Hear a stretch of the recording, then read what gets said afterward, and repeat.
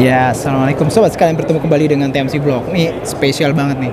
Ada Suzuki GSX 8S, sebuah motor naked bike ya, dengan platform engine yang baru dari Suzuki, yaitu 2 silinder segaris. Karena dulunya tuh biasanya Suzuki menghadirkan kalau mesin 2 silinder itu di kategori big bike mid end itu pakai mesin yang V-twin. Nah, pakai di sini dia pakai mesin 2 silinder segaris tapi punya karakter V-twin, yaitu 2 silinder segaris dengan firing order itu 270 derajat.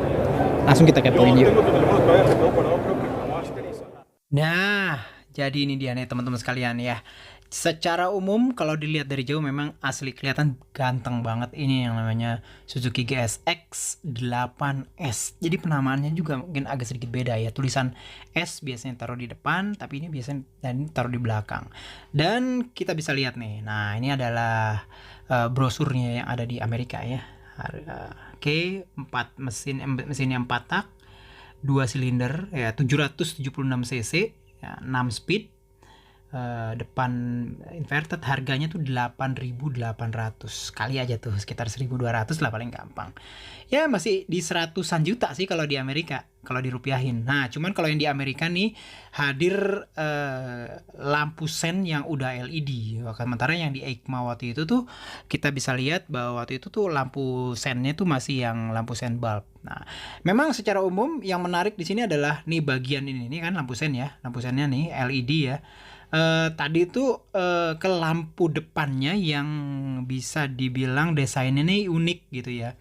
Bertumpuk atas dan bawah LED, terus abis itu poligonal gitu ya, dan dia proyektor. Nah, kayak gitu, dan didesain tajam gitu. Ini emang Suzuki nih pinter sih pada dasarnya bikin lampu kayak gini. Dan kalau teman-teman sekalian hafal, jadi Suzuki itu memang karakternya dari dulu kalau bikin lampu itu memang dia lebih ke vertikal, enggak ke horizontal. Nah, kita tarik ke bawah tuh suspensinya upside down ya. Suspensinya upside down ya, kalau nggak salah sih dari Kayaba ya, KYB ya kalau nggak salah ya. Dari KYB ada lampu, ada ininya, ada mata kucingnya, kita lihat dari bawah nih ya. Terus abis itu ke bawah itu remnya dual disc dengan kaliper dari Nissin yang dimonting secara radial. Ini cakep banget sih ya, secara umum gitu. Dan kalau kita lihat nih, saya coba untuk detailin nih teman-teman sekalian ya. Rangkanya tuh baja ya, baja. Dan nih bagian rem sebelah depan sebelah kanan tuh ada speed sensor juga yang menandakan bahwa dia sudah ABS untuk rem depannya yang sudah dual disc ya, dual disc ini. Dengan kalau untuk yang warna putih ini apa namanya tadi itu velgnya itu menggunakan warna biru. Nah, ini saya nggak bisa nyala, cuman ini asli TFT LCD ya, dengan kaca spion memang dimodelkan nempel di setang teman-teman sekalian. Dan handlebarnya nih teman-teman sekalian bisa lihat di sini, dan ini tuh wah, ini starter ya, throttle di lampu hazard ya. Kita beralih ke sebelah kiri. Nah, ini fat bar ya. Kuncinya sih begini doang ya. Nggak ada apa-apa. Nah, di sini tuh ada pencet-pencetan gini. Nah, ini untuk mode dan segala macem.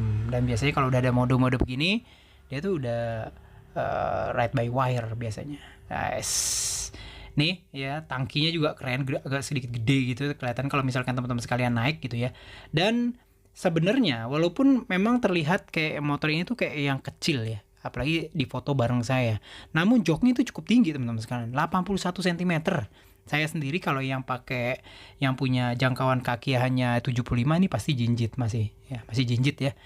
Nah, yang memang yang paling menarik ini adalah kalau kita ngomongin dapur pacu. Dan biasanya kalau kita ngomongin Suzuki mid big bike itu biasanya mereka V-twin 650 cc dulu ya.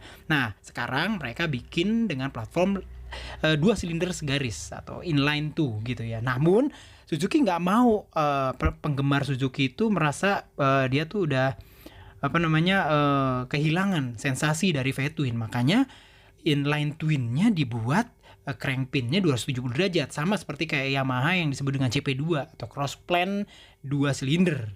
Jadi suaranya, karakternya itu memang karakter V-twin teman-teman sekalian, namun dengan bentuk yang inline 2. Nah, ini menariknya dari mesin 2 silinder dengan crank pin 270 derajat tuh memang ini. Cuman memang dia tuh punya kekurangan adalah karena dia tuh bentuknya kayak gitu, dia balancernya dia kudu balancer karena memang getarannya emang gede. Oleh karena itu kalau kita bongkar dalamnya itu ada balancer khusus, teman-teman sekalian ya. Suzuki menghadirkan balancer khusus untuk bisa mengurangi getaran yang dihasilkan oleh engine twin 270 derajat ini. Nah, kalau lihat dari bentuk fairingnya samping ini tajam-tajam abis, teman-teman. Throatnya aja tajam banget, handlebarnya tinggi, dan ini kalau buat cruising di harian sih menurut saya sih masih bisa banget ini ya. Mesinnya 776 cc, hampir 800 cc, twin, teman-teman sekalian. Keren sih kalau menurut saya sih ya. Dan memang sekarang tuh kayaknya zamannya tuh mesin-mesin mid big bike itu lebih ke mesin twin, terus habis itu dengan crank pin 270 tuh hampir semuanya pabrikan tuh menggunakan platform ini. Sebut aja Honda dengan Transalp gitu ya, dan segala macem, Hornetnya gitu ya. Terus ini Suzuki juga, Yamaha dengan R7 dan MT-07 itu juga twin 270 derajat gitu loh teman-teman sekalian. Semua tuh kayaknya udah semua tuh arahnya ke sini teman-teman sekalian. Ya, kita bisa lihat nih di bagian belakang ya, swing armnya tuh aluminium ya. Jadi walaupun sasisnya itu teman-teman sekalian ya tadi besi ya, baja ya. Nah, di swing armnya aluminium. Nah, ini menarik nih. Lampu belakangnya tuh begini. Jadi lampunya tidak di ujung dari bodi belakang, tapi ditaruh di ini teman-teman sekalian, di spakbor belakang gitu ya. Jadi mau nggak mau teman-teman sekalian nggak boleh nyopotin spakbor belakang nih. Jadi memang harus tetap ditaruh nih spakbor belakang. Karena apa? Kalau dicopot nih spakbor belakang ya, teman-teman sekalian nggak punya lampu rem. Karena di ujung dari bodi itu nggak ada lampu remnya.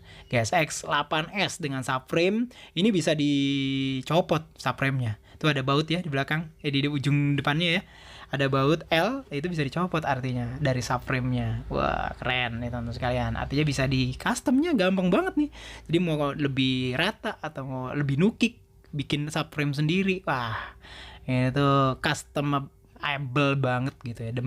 Pada untuk yang builder itu demen ngelihat kenyataan seperti ini. Ya, ini untuk bagian belakang, swing arm aluminium, remnya cakram ya, Nissin ya, ada speed sensor juga yang menandakan bahwa ABS-nya itu independen, dual channel depan dan belakang.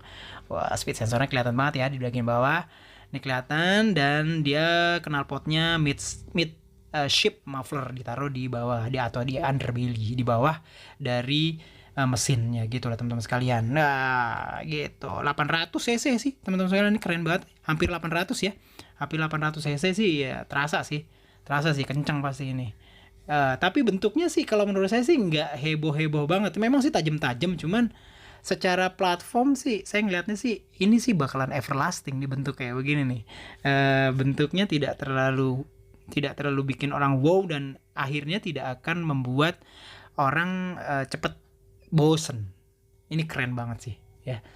Masih banyak ya term-term kesimpelan dari Suzuki GSX 8S. Mudah-mudahan bisa keluar nih versi 150 cc nya nih.